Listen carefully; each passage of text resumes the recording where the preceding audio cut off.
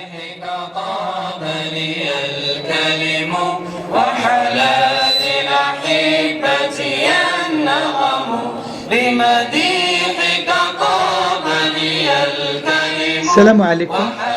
Bonjour tout le monde, notamment les élèves de la 3e année moyenne. Aujourd'hui, nous allons voir la 2e leçon et je commence par répondre aux questions que j'ai posées précédemment. D'abord, nous avons donné 2 questions. Complète le tableau. Qui a écrit le texte? C'est Alphonse de Lamartine. C'est l'auteur de ce texte. À qui? Ce texte est destiné à qui? Tout simplement au lecteur. De quoi? Quel est le thème de ce texte? Le thème du texte, c'est la maison paternelle, c'est-à-dire la maison de ses parents. Dans quel but? L'auteur veut décrire la maison où il a passé son enfance.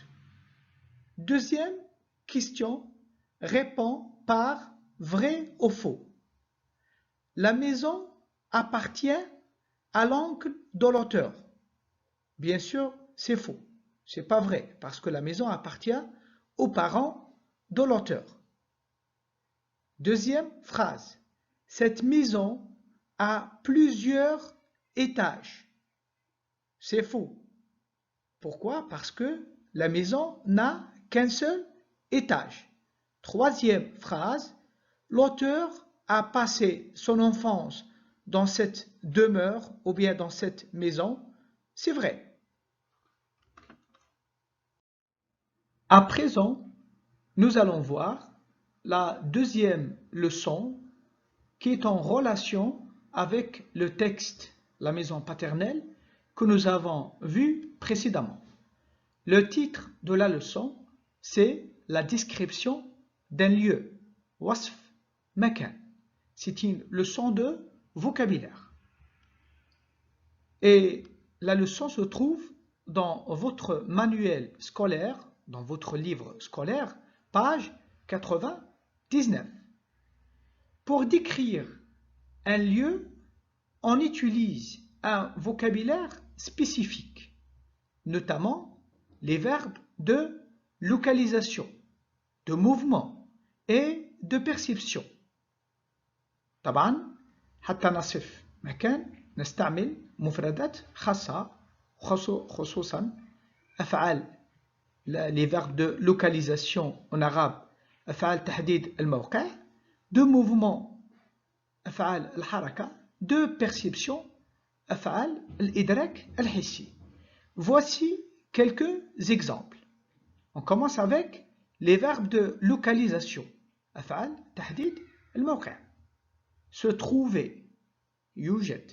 Se situer يقع. Dominer يسود. Se dresser. Les verbes de mouvement أفعال الحركة. Mener يؤدي. Traverser يقطع. Se diriger يتجه. Longer يسير طوال. Accéder يدخل. Monter يصعد. Et enfin, on va voir les verbes de perception أفعال الإدراك الحسي. On commence avec la perception visuelle الإدراك البصري. Voir يرى. Admirer يعجب. Regarder ينظر. Les verbes de perception auditive أفعال الإدراك السمعي. Entendre يسمع. Écouter كيف يسمع. Percevoir يلمح. Les verbes de perception olfactive أفعال الإدراك الخاص بالشم. Sentir يشم. Humer. Quatrième type, les verbes de perception gustatif. أفعال الإدراك الذوقي. Goûter, يذوق. Déguster, savourer. Et enfin, on va voir, on termine par les verbes de perception tactile. أفعال الإدراك اللمسي. Nous avons touché, يلمس, palper, etc. On termine par des exercices. Justement, je vous propose 2 exercices qui se trouvent dans votre manuel scolaire, page 100. Et on commence par le premier exercice, page 100. Complète avec un indicateur de lieu. أكمل بمؤشر للزمن. Et moi, j'ai essayé de vous aider en vous donnant les réponses mais qui sont désordonnées. حاولت مساعدتكن ولكن بتقديم أجوبة مبعثرة.